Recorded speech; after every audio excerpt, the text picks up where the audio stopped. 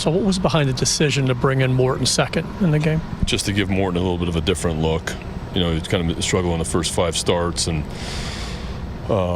just trying something different. And Aiken did his job. He threw the ball great. And how do you assess Morton's outing? Besides the 3-run homer after he scored, you know, I thought he looked a little bit better. I thought the curveball was better. Still walked 5 in 3+ innings, but you know, I thought he was a little bit more competitive in the strike zone, even though he had those walks. Just really gave up that, you know, 3-run homer. Losing 2 today in a difficult week overall, 1 of 5. I mean, is that kind of a demoralizing thing to have in 2 games in one day kind of go against you this way? Yeah, we're not.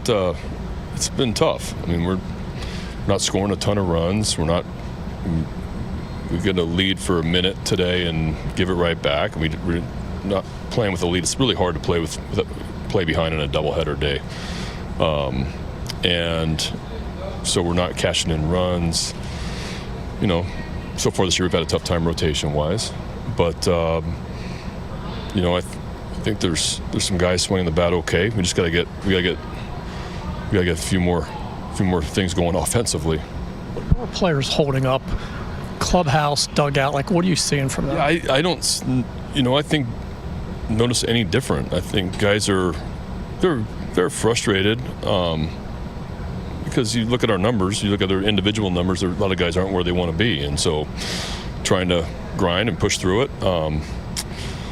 And I don't sense any panic or nobody's overly snapping or anything like that. Everybody's getting along fine. It's you know, we're losing tough games right now, and it can wear on you a little bit. Today was a really, really tough day, and we got to bounce back and get up early and face Scuba tomorrow.